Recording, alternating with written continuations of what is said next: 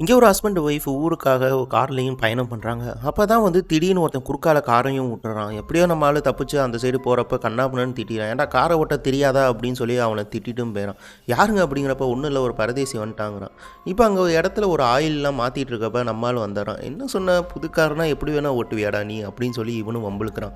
என்ன புது கார் ஒழுங்காக இருக்கணுமா இல்லையான்னு சொல்லிட்டு அவன் வார்னிங் பண்ணிட்டு அங்கே போகிறான். அப்போ தான் அவன் பொண்டாட்டிகிட்ட சொல்கிறான், பார்த்துமா இவன்ட்டெல்லாம் போகாத, எங்கேயாவது சொல்லி விட்ற போகிறான், பாதியிலே கட் பண்ணி விட்றான்னு சொல்லிட்டு போகிறப்ப இவன் என்ன சொன்னான் என்னை பற்றி, அவன் கிடக்கிறான் லூசு பையன்னு சொல்லிட்டு போகிறான். அப்போ தான் அவன் ஒரு டோனட்டை காட்டி, பாத்தியில் இந்த கூப்பனில் ஜெயிச்சா 90,000, தோத்தம்னாலும் 90,000 டோனட் தருவாங்களாம் அப்படிங்கிறப்ப இதெல்லாம் ஒரு ஃப்ராடுக்காரங்கிறப்ப காரை ஓட்டிப்பானா ஒரு கட்டத்தில் காரும் பிரேக் டவுன் ஆயிடுது. ஐயோ இந்த காட்டில் வந்து பிரேக் டவுன் ஆனனால என்ன பண்ணுறதுன்னு தெரியலன்னு பின்னாடியே பார்த்தா அந்த காருக்காரனும் வரான். இவன் எப்படி நமக்கு ஹெல்ப் பண்ண மாட்டான் அப்படிங்கிறப்ப பின்னாடி இன்னொரு ட்ரக்குக்காரன் வந்து நிற்கவும் செய்கிறான். என்ன சார் கார் போயிடுச்சா, எதுவும் பழுது பார்க்கணுமா அப்படிங்கிறப்ப, ஆமாம் சார் ரொம்ப தூரம் வந்திருக்கோம் அப்படிங்கிறப்ப பார்த்தா இது ரொம்ப ஹீட் ஆகிருக்கு சார், வேகமாக ஓட்டினீங்களான்னு சொல்லிட்டு பார்க்குறப்ப, சரி பக்கத்தில் ஏதாவது மெக்கானிக்கல் சென்டர் இருக்கப்ப இங்கேருந்து ஒரு 60 மைல் தூரம் தான் சார் இருக்குது, அங்கே வந்தீங்கன்னா கூட்டிகிட்டு வந்து நீங்கள் சர்வீஸ் பண்ணி எடுத்துக்கலாங்கிறப்ப, வரீங்களாங்கிறப்ப, இல்லை சார் புது காரு நாங்களே பார்த்துக்குறோன்னு சொல்கிறப்ப அவள் பொண்டாட்டி, இந்த காட்டில் எப்படி நம்மளால் தனியாக இருக்க முடியும், நான் போகிறேன், இல்லைனா நான் போய் கூட்டிகிட்டு வரேன், நம்ம 2 பேர் சேர்ந்து போயிடலாங்கிறப்ப அந்த ட்ரக்கில் இப்போ பொண்டாட்டியும் ஏறி போயிடுறான். இவன் வெயிட் பண்ணிட்டு இருக்கப்ப ரொம்ப நேரம் ஆகுது, என்ன ஆச்சு நமக்கு அப்படிங்கிறப்ப, சரி நம்மளே பார்ப்போன்னு சொல்லி கீழே எதுவும் பார்த்தா கீழே ஒயரும் பிடிங்கிருக்கு. ஆஹா இதுதான் தப்பா அப்படின்னு சொல்லி அந்த பிளக்கை மாட்டிட்டு அவன் கிளம்பவும் ஆரம்பிக்கிறான். அந்த ஹோட்டலில் போய் கேட்குறான், என் பொண்டாட்டி வந்தா எனக்கு கார் சரியில்லை அப்படிங்கிறப்ப, இங்கே யாருமே ஒரு லேடிஸ் வரல சார், நீங்கள் தயவு செஞ்சு இடத்த காலி பண்ணுங்கிறப்ப, இல்லை இங்கே தான் வந்தால் நீங்கள் செக் பண்ணி பாருங்கிறப்ப, நான் ரொம்ப நாளாக இங்கே தான் சார் வேலை செய்கிறேன், இப்படி யாருமே வரல சார், நீங்கள் வேணால் வேறு ஹோட்டலில் எதுவும் செக் பண்ணி பார்க்குறங்கிறப்ப அவன் ரோட்லேயும் போகிறான். எங்கடா போயிருப்பா அப்படின்னு சொல்லி யோசிச்சுட்டு இருக்கப்ப, அப்போ தான் அந்த ட்ரக்கில் கூட்டிகிட்டு போனாலும் அவனும் கண்ணில் போகிறான். இப்போ அந்த ட்ரக்கை நிறுத்தி, என் ஒய்ஃபை கூட்டிகிட்டு போனீங்களே சார் எங்கே சார் அப்படிங்கிறப்ப, உன் ஒய்ஃபை நான் கூட்டிகிட்டு போனேன்னா எங்கடா எதுவும் பிரெயின்னு ஏதாவது ஆயிடுச்சா அப்படிங்கிறப்ப, இல்லை நீங்கள் தான் கூட்டிகிட்டு போனீங்க அப்படின்னு சொல்லி அந்த ட்ரக்குக்காரனையும் சண்டை போகிறேன். நீங்கள் வேறு யாரும் நினச்சி என்கிட்ட பேசியிருக்கீங்கன்னு சொன்னேன், நம்ம ஆளுக்கு ஒன்றுமே புரியல.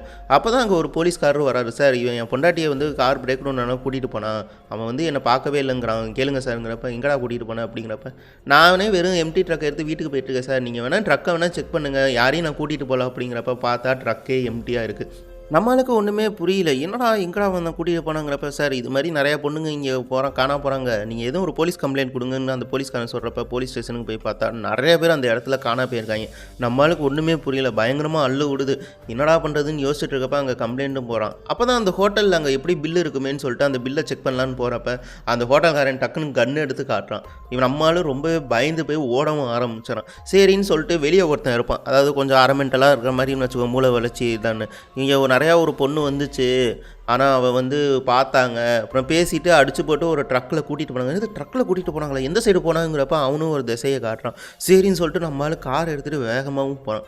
அங்கே போனால் அங்கே தூரத்தில் நம்மளால் ஃபஸ்ட்டு ஒரு ஆக்சிடென்ட் பண்ணுறப்ப வம்பிழுத்துட்டு போனேன், அவன் நிற்கிறான். நீ என் ப்ராப்பர்ட்டியில் வரையாடான்னு சொல்லிட்டு டக்குன்னு ஒரு கன்னை தூக்கிட்டு போகிறப்ப நம்மளுக்கு புரியல, என்னடா நடக்குது அப்படின்னு சொல்லிட்டு அந்த காரை ரிவர்ஸை கூட்டிகிட்டு போய் பின்னாடி அவன் துரத்த ஆரம்பிக்கிறனால அங்கே ஒரு ஆற்றுலையும் போய் சொருகிறான்.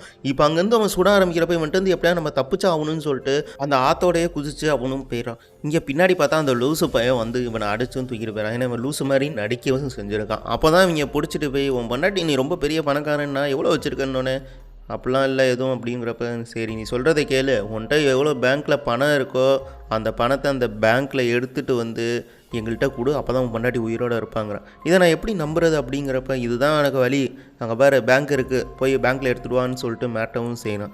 இது எப்படி உனக்கு தெரிஞ்சிச்சுங்கிறப்ப, உன் பொண்டாட்டி தான் என்கிட்ட சொன்னா நீ பெரிய பணக்காரன்னு சொல்லிட்டு, அதனால தான் நான் கேட்குறேன், போய் எடுத்துடுவா அப்போ தான் உயிரோடு இருப்பாங்கிறப்ப அவன் பேங்க்கில் போய் பணத்தையும் எடுக்கிறான். இவன் அந்த அக்கௌண்ட்டில் அவனுக்கு போதுமான பணமும் இல்லாதனால அவன் பேங்க்காரட்டையும் கெஞ்சுறான். சரி இப்படியே கொடுங்கிறப்ப, அதெல்லாம் முடியாது சார் அப்படிங்கிறான். நான் பெரிய பிரச்சனையில் இருக்குங்கிறப்ப நம்மளும் புரிஞ்சுக்கிறான். அப்போ தான் ஃபோன் பண்ணி சொல்லிடுறான். சரின்னு சொல்லிட்டு இருக்கிற பணத்தையும் உனக்கு கொடுத்துடலான்னு சொல்லிட்டு அந்த லாக்கரை திறந்து அதுக்காக போகிறான். அப்போ தான் அவன் பார்க்குறான், அந்த பணத்தெல்லாம் நோட்டில் சுற்றி தருவான், எல்லாம் $50 $1 சொல்லி அந்த இது இருக்கும், அதையும் எடுத்துக்கிட்டு அவன் கத்தியையும் எடுத்துகிட்டு போகிறான். இப்போ தான் ஃபோன் பண்ணி இது மாதிரி பணம் எடுத்துகிட்டு வந்து கூப்பிட்டுக்கோங்கன்னு சொல்லிட்டு வரான். அப்போ கார் வரும், அதில் ஏறி வாங்குறான். என்னடா பெரிய பையா இருக்குது, நல்ல பல்க்கு பணமாக இருக்கும் போலே, குட்ரா அப்படிங்கிறப்ப என் பொண்டாட்டி எங்கே இருக்குன்னு சொல்கிறான். வாடான்னு சொல்லிட்டு அவனை கையில் கட்டி போட்டும் கூட்டிகிட்டு போகிறான். இப்போ தான் அவன் அந்த ஒரு கட்டில் இருக்கும்ல நோட்டு, அதை கட்டிலெல்லாம் நோட்டை எடுத்து அப்படியே மோந்து பார்க்குறான். அப்போ தான் பார்த்தா அது அதுக்குள்ளே இருக்கிற பணம்லாம் இவன் வந்து எப்படி வாங்கியிருக்கான்னா ஒவ்வொரு டாலராக எனக்கு கொடுங்கன்னு சொல்லி அந்த பேங்க்கிட்ட ரெக்வஸ்ட் பண்ணி அந்த பேண்டை சுற்றிருக்கான். என்னையாடா ஏமாத்த பார்க்குறேன்னு சொல்லி அவனை அப்போ தான் கையை பிரிச்சுட்டு குத்தவும் ஆரம்பிக்கிறான். இப்போ 2 பேத்துக்கும் சரியான சண்டையும் நடக்குது.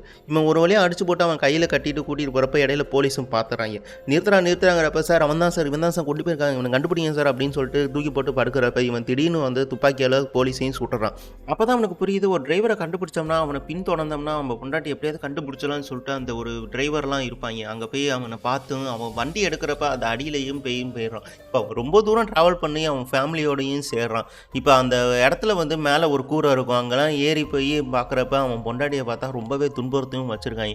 ஏன்னாடி உன் புருஷன் காசு எடுக்க போனால் இன்னும் ஆளையே காணோம் அப்படின்னு சொல்லி அடிக்கவும் ஆரம்பிக்கிறாங்க. நம்ம ஆளுகளுக்கு இவன்கிட்டருந்து எப்படியாவது இவளை காப்பாற்றணும்னு சொல்லிட்டு ஒரு ஆயுதம் வேணுமேன்னு சொல்லி தேடியும் பார்க்குறான். அப்போ தான் அந்த ஒரு கார் டிக்கியில் வந்து ஒரு துப்பாக்கியும் கிடைக்குது. அந்த துப்பாக்கியை எடுத்துகிட்டு போய் அந்த ஃபேமிலியெலாம் உட்காந்து டின்னர் சாப்பிட்டுட்டு இருப்பாங்க. அப்போ அங்கே வந்து ஒழுங்காக என் பொண்டாட்டியை ரிலீஸ் பண்ணிடு இல்லைன்னா உங்கள் குடும்பத்தோடய நான் கொண்டுருவோண்டா அப்படிங்கிறப்ப அவனோட பொண்டாட்டி கேட்குறா என்னங்க இதெல்லாம் நடக்குது யாருங்க அப்படிங்கிறப்ப ஏதோ அட்ரஸ் மாதிரி வந்துட்டான். நான் அட்ரஸ்லாம் வரலடா கரெக்டான அட்ரஸ் தான்டா ஒழுங்காக ரிலீஸ் பண்ணுன்னு சொல்கிறான். அப்போ தான் வந்து இவன் கீழே வந்து அண்டர் கிரவுண்டில் இருக்கா அப்படின்னு சொல்கிறப்ப அவள் பொண்டாட்டியும் தேடி போய் அவனை ரிலீஸும் பண்ணுறான். இது என்னங்க அப்படிங்கிறப்ப 2 பேரும் சேர்ந்துடுறாங்க. இப்போ ஒரு வழியாக அவன் போகிறான்னு சொல்லிட்டு கிளம்புறப்ப அவன் தான் இன்னொருத்தன் இருப்பான்ல அவன் வந்து ஷாட்கன் எடுத்துகிட்டு துரத்தவும் ஆரம்பிக்கிறான். என்னடா அப்படின்னு துரத்துறப்ப இங்கே ஒரு கார் சாவி வேணுமேன்னு சொல்லி அந்த ஒரு கார் சாவியும் எடுக்கிறதுக்காக ஒரு ரூமுக்கு போகிறப்ப பார்த்தா இவன் அந்த லாரி எடுத்து வந்து அதே ஃபுல்லாக டெமாலிஷ் பண்ணிடுவான். எப்படா ஏன்னா இவங்க வீட்டுக்காரங்க எப்படின்னு தெரியும்ல அட்ரஸு எப்படி கீழே நுழையிறது என்னன்னு சொல்லிட்டு இவங்களுக்கு தெரியும். அப்படிங்கிறப்ப துரத்தி அந்த இதையும் உடச்சிட்றான்.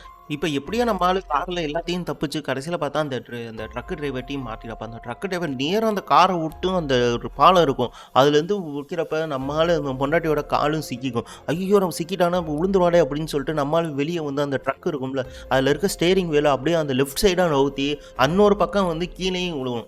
அப்போ தான் அந்த கம்பியில் வந்து அந்த பின்னாடி இருக்க அந்த இது மாட்டிக்கிறனால கீழே தொங்கிட்டு 2 பேரும் இருப்பாங்க. இப்போ 2 பேத்துக்கு செம்மையாக சண்டை போகிறப்ப ஒரு சங்கிலியை பிடிச்சி நம்மளால் வந்து கீழேயும் இழுத்து விட்டுறான். அதனால அந்த ட்ரக் டிரைவரும் கீழேயும் விழுந்தாரான். இப்போ 2 பேர் சேர்ந்துட்டாங்க முடிஞ்சிச்சுரா அப்படின்னு நினைக்கிறப்ப பார்த்தா அவன் கை காலெல்லாம் அசைஞ்சிட்டு உயிரோட இருக்கான்.